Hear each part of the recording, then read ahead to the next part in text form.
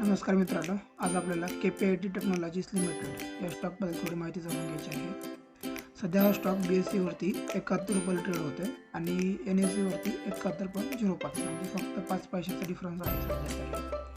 आणि या स्टॉकने previous close 67.65 म्हणजे या स्टॉकला सध्या तरी अप्पर सर्किट लागलेलं दिसते आपल्याला. तर माझं म्हणणं काय या स्टॉकबद्दल की हा स्टॉक इन फ्युचर म्हणजे पुढच्या 3 ते 4 वर्षांमध्ये आपल्याला चांगला प्रॉफिट मिळवून देऊ शकतो. सध्या टेक्निकल रेटिंग पाहिली या स्टॉकची तर हा बुलिश दिसतोय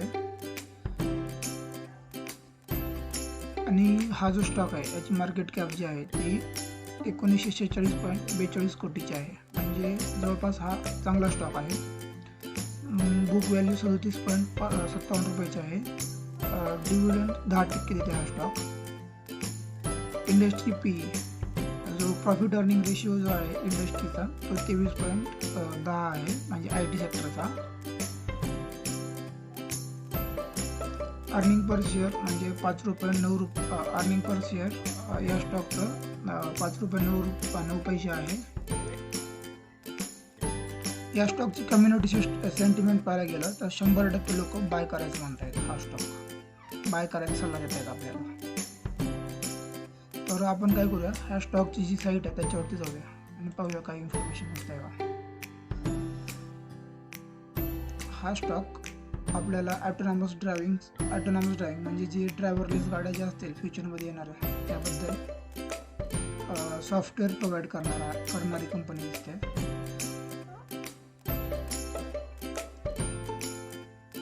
BMW कडून त्यांना प्रोजेक्ट भेटलेला as a software development partner for autonomous driving. UDCT हे एक ऑनलाईन टीचिंगसाठी ऑनलाईन कोर्सेससाठी जे असते एक प्लॅटफॉर्म आहे. टॅलेंट ऑटोनॉमस व्हेहिकल इंजिनिअरिंगसाठी टॅलेंट डेव्हलपमेंटसाठी ते प्रयत्न करत आहेत. म्हणजे जवळपास ही कंपनी जी आहे ती एकदम भारी दिसते मला तरी, कारण IT सेक्टर आणि या कंपनीचं जे हेडक्वार्टर आहे ते पुण्यामध्ये आहे. तर या स्टॉकचं जे फंडामेंटल अनालिसिस ते पाहूया आज. या स्टॉकची जी इंट्रिन्सिक व्हॅल्यू जी आहे ती करंट प्राईसच्या कमी आहे. रिटर्न वर्सेस FD रेट याबद्दल काही डेटा नाही आहे टिकर टेपकडे. डिव्हिडंडसाठी हा स्टॉक नाही आहे. जर कोणी डिव्हिडंडसाठी खरेदी करणार असेल तर थोडं सावध राहा. Entry point good time to consider as a stock is not in overbought zone, म्हणजे शॉर्ट टर्मसाठी जर तुम्हाला एंट्री करायची असेल तर हा स्टॉक बेस्ट आहे. PE रेशो 13.01% आहे आणि सेक्टर PE 21.90 पैसे, म्हणजे तेवढं काही PE नाही आहे, म्हणजे आपण एंट्री करू शकतो या लेवलला सुद्धा. डिव्हिडंड कंपनी 1.40% देते, म्हणजे 50 पैसे 60 पैसेच्या आसपास असेल dividend. Company he IT company आहे. कॉम्प्युटर प्रोग्रामिंग जास्त फोकस करतात ते.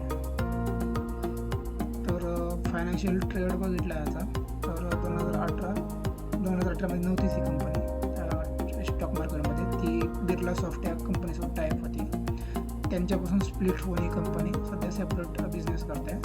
2019 मध्ये 0.67 हे बघा नाही ते पूर्ण इन्क्रीमेंट दिसते आपल्याला स्टॉकमध्ये अर्निंग्समध्ये सुद्धा.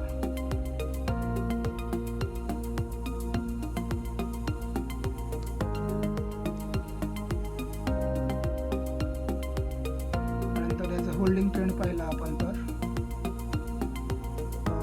प्रमोटर होल्डिंग 41.59% आहे आणि जी प्लेजर प्रमोटर होल्डिंग आहे ती पण आहे थोडी 7.11% ची प्लेजर प्रमोटर होल्डिंग. 0.11% जे आहे ते प्लेजर प्रमोटर होल्डिंग म्हणजे काय असतं.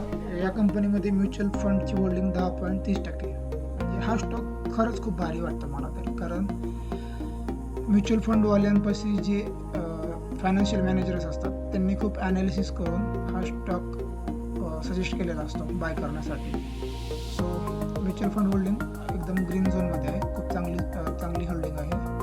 नंतर डोमेस्टिक इन्स्टिट्यूशनल होल्डिंग जे की मोठे प्लेयर्स असतात होल्डिंग कंपनीवाले आहे फायनान्शियल कंपनीज, त्यांची 12.48% होल्डिंग आहे. जसं की LIC म्हणा, India bulls housing and holding limited, L&T finance holdings limited, अशा ज्या कंपन्या आहेत त्यांची अशा प्रकारच्या ज्या कंपन्या आहेत त्यांची 12.48% होल्डिंग आहे. फॉरेन इन्स्टिट्यूशनल होल्डिंग म्हणजे जे बाहेरच्या कंपन्या आहेत किंवा बाहेरची जे संस्था आहेत त्यांची 23.06% होल्डिंग आहे, जी की खूप भारी होल्डिंग आहे. अदर पार्टीजमध्ये 22.64% म्हणजे की आपल्यासारखे जे रिटेल इन्व्हेस्टर्स आहेत म्हणा किंवा जे मोठे इन्व्हेस्टर्स आहेत त्यांची 22.64% होल्डिंग आहे.